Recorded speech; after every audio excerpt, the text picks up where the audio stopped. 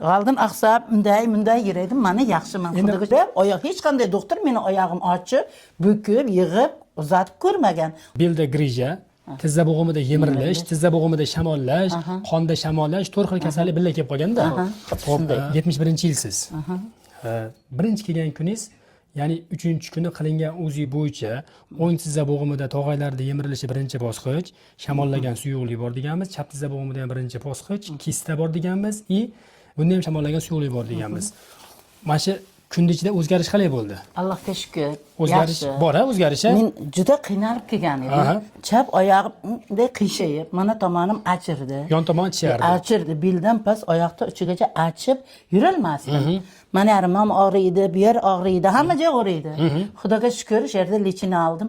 3-kun kislorod olganimdan, 3-kislorod olganimdan aurular taqir to'xtadi. Asta sekinlik bilan. Endi mana quymishlaringizni ko'rganimizda, quymishlaringiz bo'yicha yemirilish yo'q deb aytdim. Eslaringizmi? Yemirilish yo'q, o'ylanmang deb aytdim. Bundan xursand bo'ldingiz.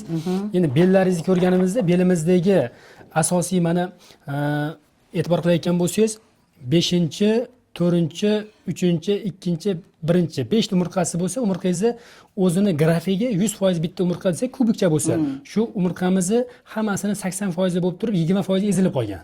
Sababi g'ovak bo'lganligi uchun bu ezilib qolgan. Bu endi balkim og'ir mehnat, balkim hayotiy ishlar, shuni hisobiga bo'lgan bo'lishi mumkin. Lekin davolashda bel bilan tizingizni davolayapmiz hozirgi kunda. Endi mana sizdagi holat buklet.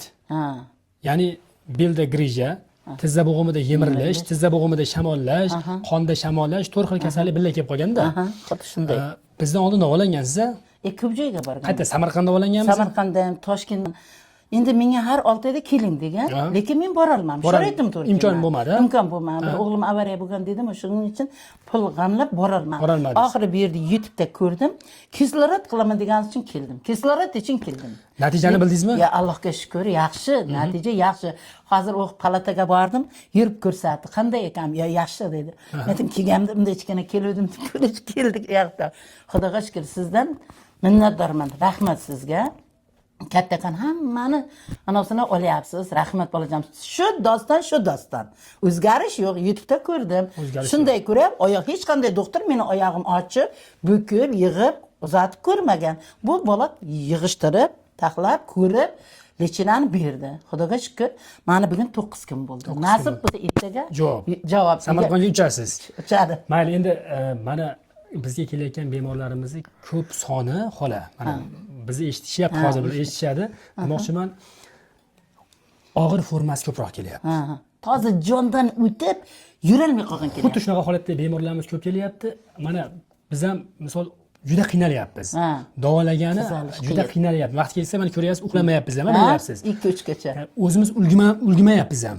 Mana hozir Navoiydan bemor keldi, shaharga yotkizdik. Xola ham Rasat Xoliqov ko'p lechini olgan bemor ekan demoqchiman-da.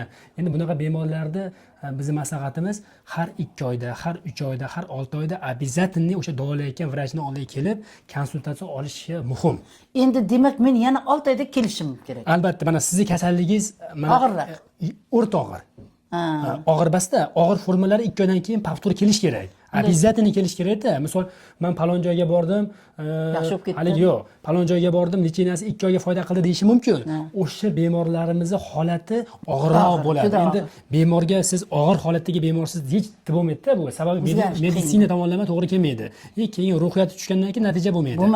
O'shaning uchun har bitta bemorimizga ketayotganda обязательно tushuntiraman. Endi shu harakatingizni bitta isbotini bitta ko'raylikchi. Kelingchi, mana Xudoga shukr, yaxshiman. Oldin aqsab, unday yuraydim, mana yaxshiman. Xudoga shukr. Xalq uchun chiqarayotgan videolarimizda mana siz keldingiz-ku boshida, mana hamma qilib keldim deyapsiz. Qiynalib o'sha mahallalarda ola olmayapmiz. Shuni olishingiz kerak. Isbot dalil. Isbot dalil. Endi sizning holatingizni men o'zingiz jivo gapirib beryapsiz bizga. Men faqat qiynaldim. Men o'rmalab zinadan chiqqanman. Zinadan o'rmalab chiqib juda qiynalganman.